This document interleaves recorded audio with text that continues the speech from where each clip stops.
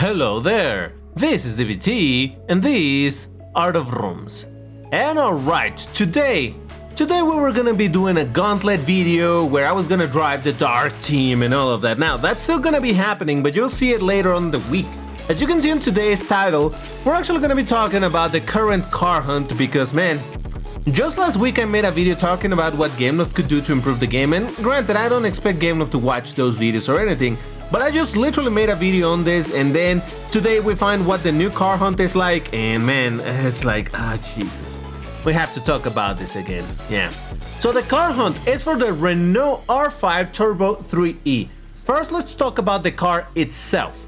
It's an interesting looking car, it's a very old-timey looking car, but at the same time with the body kit widened, with the big wing, and on top of that you can see this bar of LEDs moving and all of that. That looks kind of cool. It's a, well, you know, it's just an animated texture, so it's not like it's necessarily a huge change in technology in the game, because I wish this was an indication that Gameloft is gonna actually add moving parts, you know, like active aero to cars and things like that.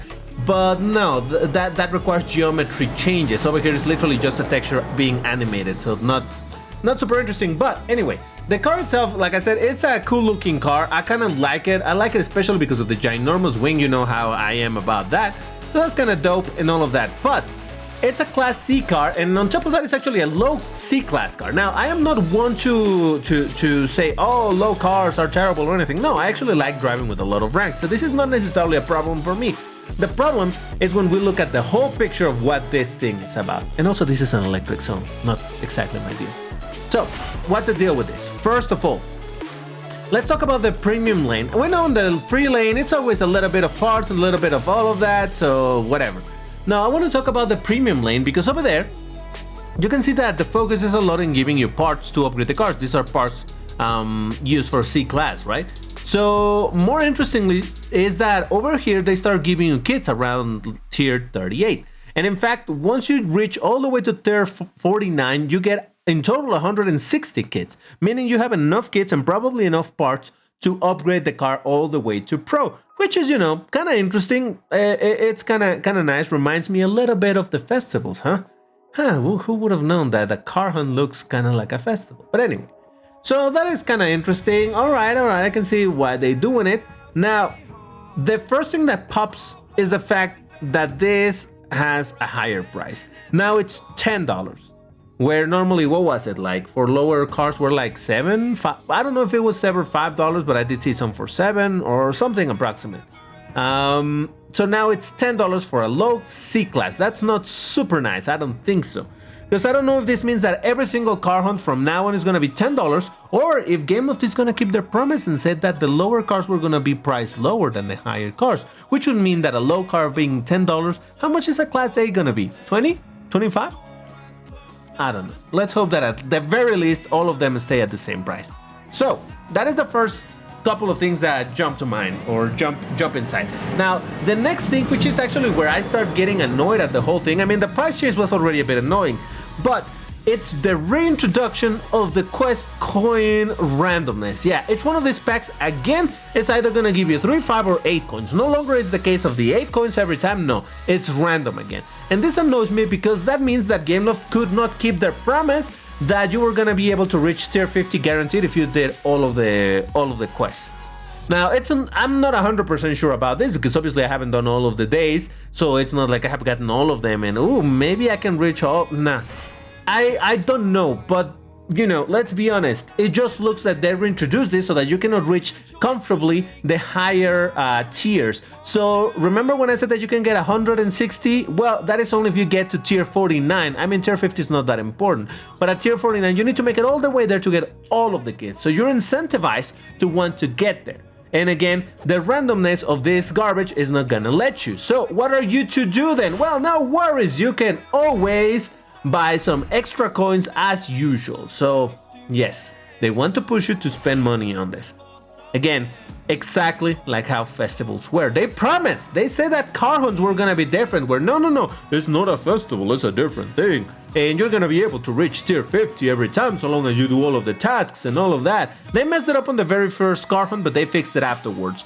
And from there onwards, it was like that, but apparently they have changed their mind and now we're back to, well, you know what, you can no longer reach tier 50. And normally in these car hunts on tier 50, you are, well, we all were getting class D cars.